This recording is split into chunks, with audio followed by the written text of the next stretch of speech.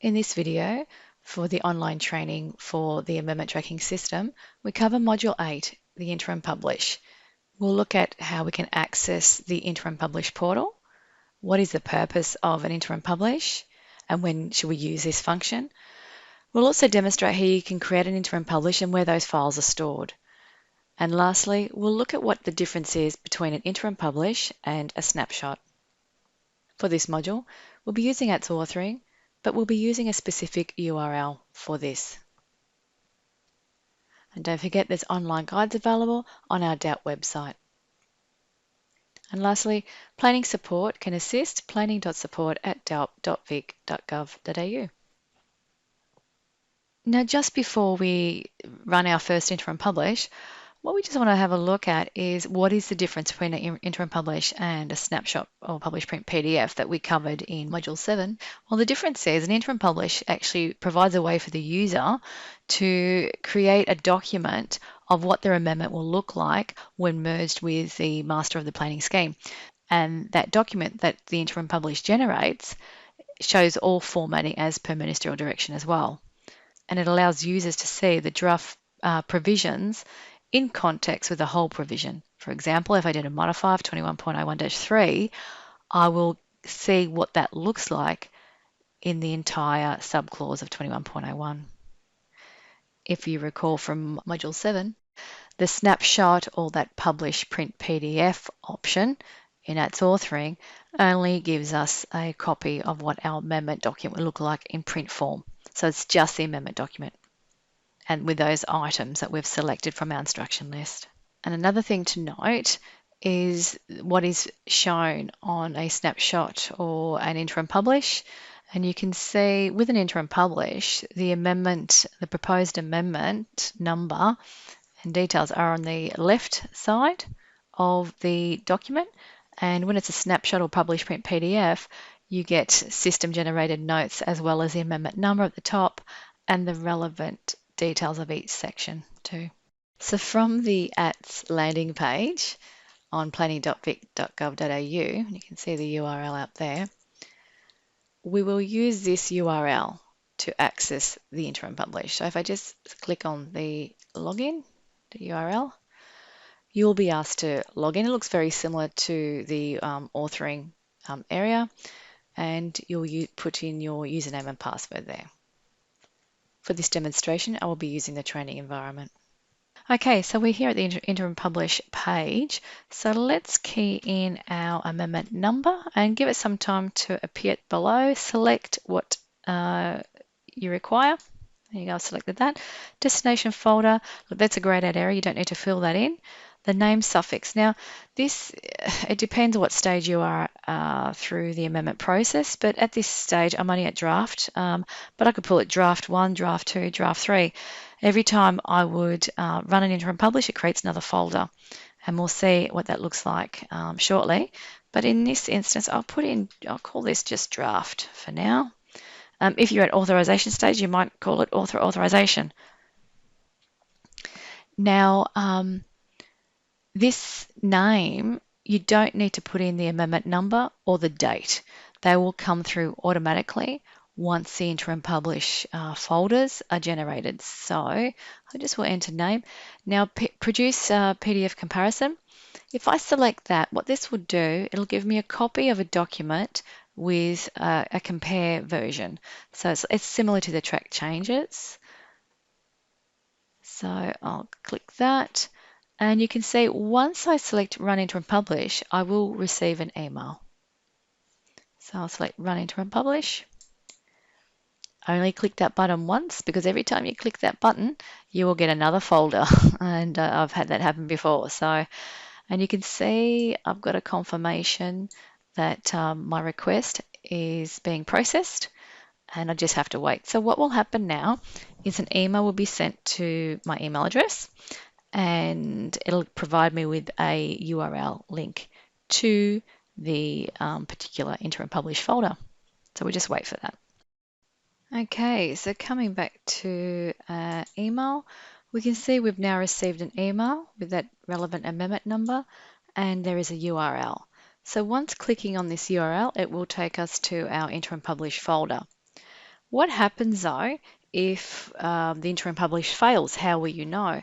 We know it's successful because if I just widen that email screen, we can see it's successful completion, and that was that reference number. And this is, you can see behind the reference number there. So if it's not successful, how will I know as a user? Well, what happens? You will receive an unsuccessful email, which in fact looks like this, and it'll note the amendment number and also what is wrong with your amendment and why it has failed. If you're not able to fix the instruction list to get it to succeed, of course, contact planning support. Okay, so coming back to the email that we've received for this particular amendment, let's follow the URL, just clicking through. That'll open up a browser page. Make sure you are using Google Chrome in all of these whenever you're using authoring, even interim publish. Just make that as your default if you can. Now, at the moment, I cannot see my C2184. So if we just slide down just to have a look at the folders, you don't necessarily have to do that, but you can see there's some folders already existing. Now let's have a look at that and why that has happened. You can see within my interim publish folder, I already have an interim publish that was generated on the 7th of May. I've also called that draft as well. So every time you create an interim publish with a different day, you will get another subfolder under the main interim publish folder. So I can see there's one there.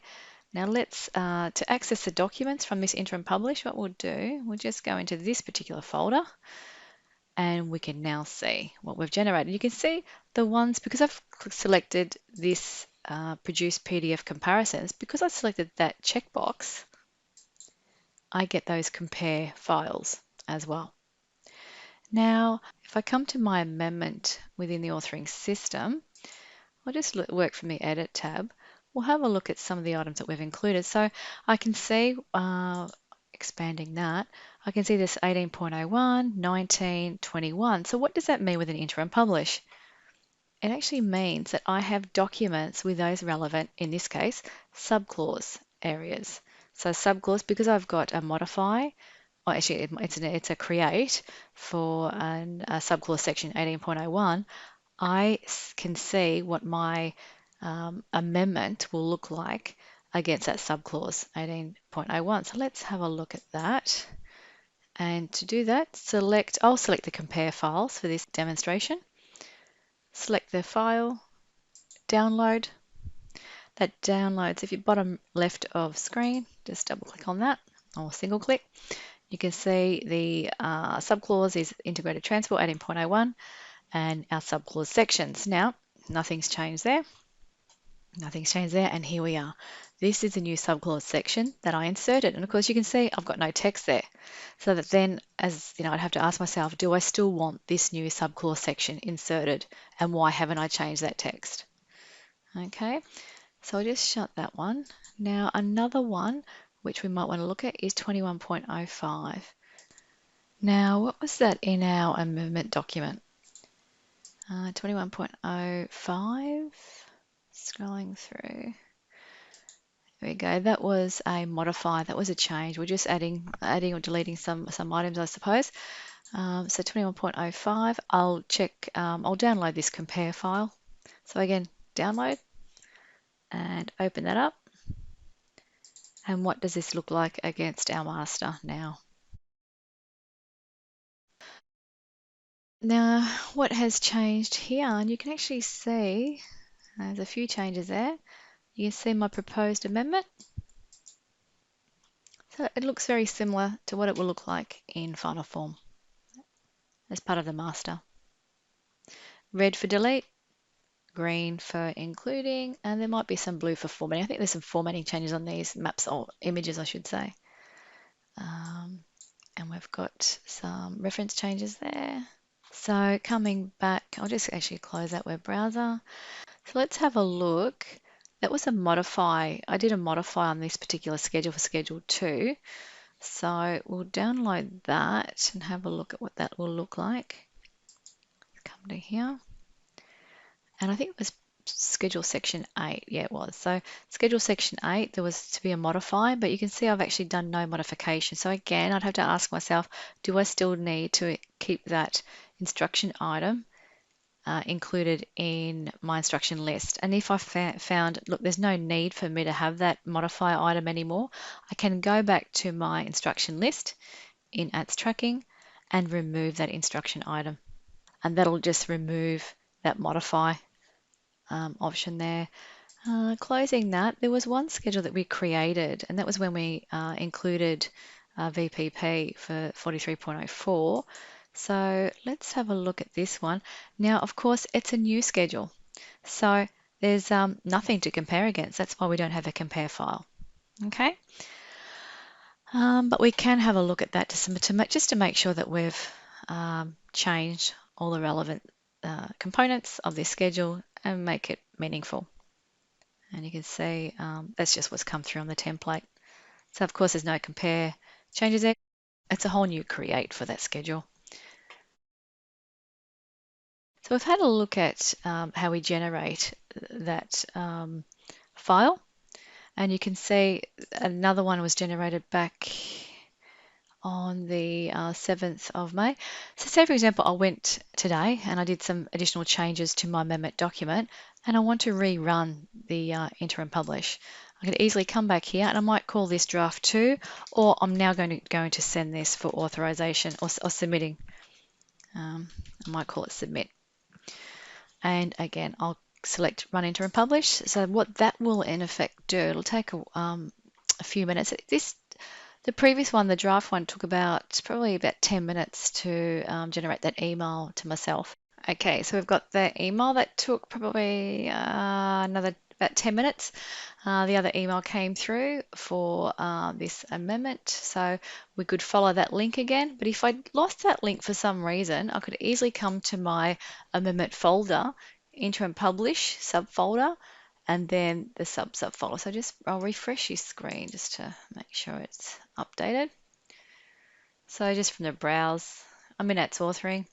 From the browse option, there we go. If we just open up that, you can see all of the interim publishes that have been done. And this is the most recent one, submit, when I've called that submit, and that's what that looks like. So bring that open. And again, drill down and you can actually see all the folders, and you can see I've selected the compare function for that as well.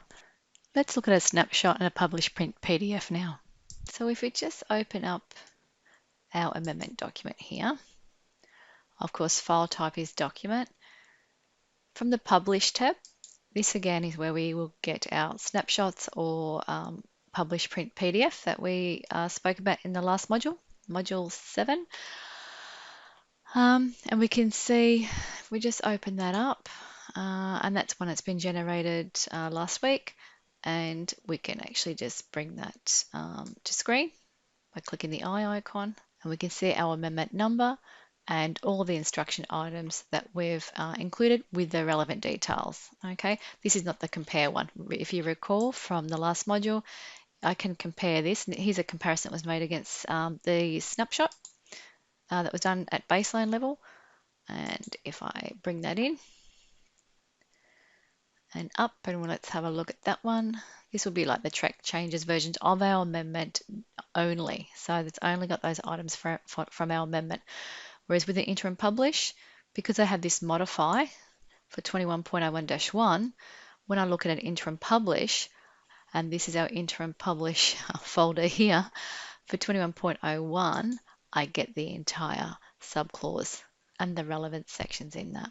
So that's really the difference between the snapshot or publish print PDF and the interim publish. Now in our next module, we're going to look at running a refresh amendment workflow, what the process is, and how you will know if you need to run a refresh, and what to do when it's overwritten some of your changes.